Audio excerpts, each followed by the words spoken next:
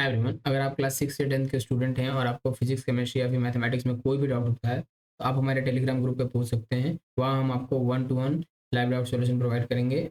ये हमारे ग्रुप का लिंक है, ये आपको डिस्क्रिप्शन में मिल जाएगी। चलिए हम क्वेश्चन पे चलते हैं। क्वेश्चन ये कह रहा है, a uniform wire of resistance R is cut into two equal pieces and these pieces are joint in parallel. What is the resistance of the combination? Question explain कर दो आपको। क्वेश्चन ये कह रहा है कि एक कंडक्टर है, ठीक, एक वायर है, इसकी रेजिस्टेंस क्या है? आर है।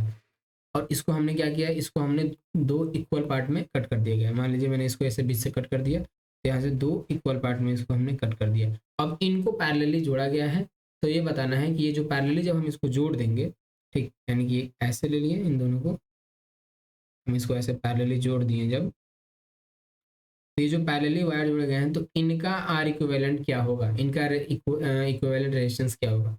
चलिए मैं एक एक करके थोड़ा अच्छे से और एक्सप्लेन करने की कोशिश करता हूँ। ठीक, सॉल्व करते हैं। ये जो हमारा वायर है,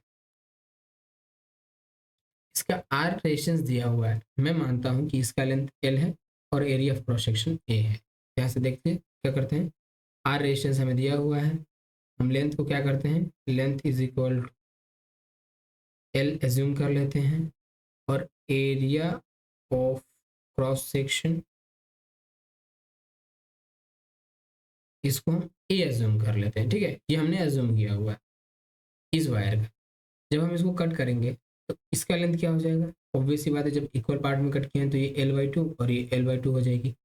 एरिया तो ए ही रहेगा दोनों का, एरिया ऑफ क्रॉस सेक्शन दोनों में कोई चेंजेस नहीं होंगे, ठीक, वो सेम रहेंगे। तो हम क्या करते हैं, हम इनका इंडिविजुअली क्या करते हैं, आर निकाल लेते हैं। आर यानी कि रेजिस्टेंस कैलकुलेट कर लेते हैं। इसका रेजिस्टेंस आर है, कैपिटल आर। इनका मैं क्या करता हूँ, इनको मैं स्मॉल आर से डिनोट करता हूँ और इनका रेजिस्टेंस कैलकुलेट करते हैं। ठीक, उससे पहले मैं एक बार आर की वैल्यू जरा बढ़िया से लिख दूँ।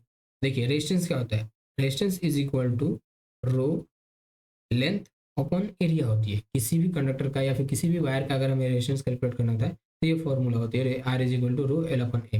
यहाँ पर रो क्या होती है, रो होती है रेसिस्टिविटी, जो कि कंडक्टर के मटेरियल पर डिपेंड करती है। ठीक है, ये क्वेश्चन में हमेशा दिया हुआ होता है, ये कॉन्स्टेंट वैल्यू होती है हर कंडक्टर के लिए, मतलब अलग अलग कंडक्टर की अलग अलग वैल्यू होती है, लेकिन वो उसके लिए कॉन्स्टेंट होती है, बदलती नहीं है।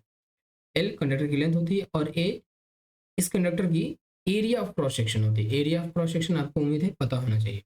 ठीक, अब देखिए बात है कि ये आर की वैल्यू हो गई, हम इसी का यूज करेंगे आगे क्वेश्चन में सॉल्व करने के लिए। ठीक है, इसका एल लेंथ है और एक एरिया क्रॉस सेक्शन है।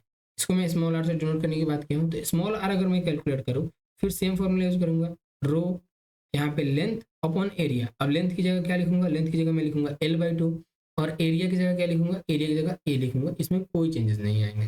ठीक, तो थोड़ा और आगे सॉल्व करें, तो आर इज इक्वल टू यहाँ से हो जाएगा रो, ये एल का एल रहेगा, ए रहेगा, ये जो बाई टू है ये आ जाएगा नीचे।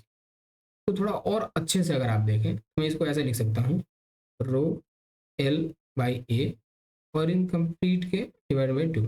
या फिर मैं इसको ऐसे नहीं लिखूँ, आपको अच्छे से एक्सप्लेन कर दूँ यहीं पे, तो हो जाएगा, बात बन जाएगी। देखिए आप इतना दूर ध्यान में देख दीजिए, इतना, और ये वाली वैल्यू देखिए, ये वाली वैल्यू और ये दोनों सेम ही है। ये है रो एल अपन ए, यहाँ भी है रो एल अपन ए। तो इसकी जगह पे मैं क्या लिख सकता हूँ, इसकी जगह पे मैं आर लिख सकता हूँ। नॉट टू, टू इंक्लूड नहीं रहेगा, इतने की जगह पे मैं आर लिख सकता हूँ।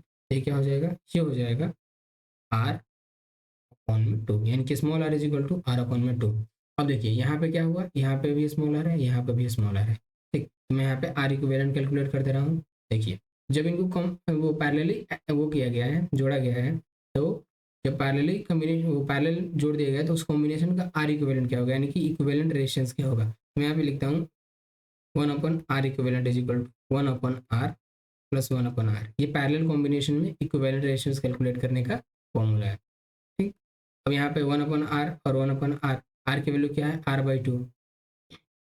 पहले मैं इसी को सॉल्व कर दूँ, अगर ये आप सॉल्व करेंगे तो ये हो जाएगा आपका 2 में r।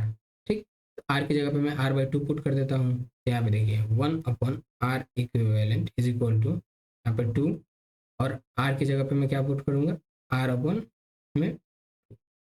अब ये 2 जाके ऊपर मल्टीप्लाई हो जाएगा, तो हो जाएगा 2 × 2 में r। ये क्या हो गया, ये हो गया 4/r। ये देखिए 1/r इक्विवेलेंट की वैल्यू आई है 4/r।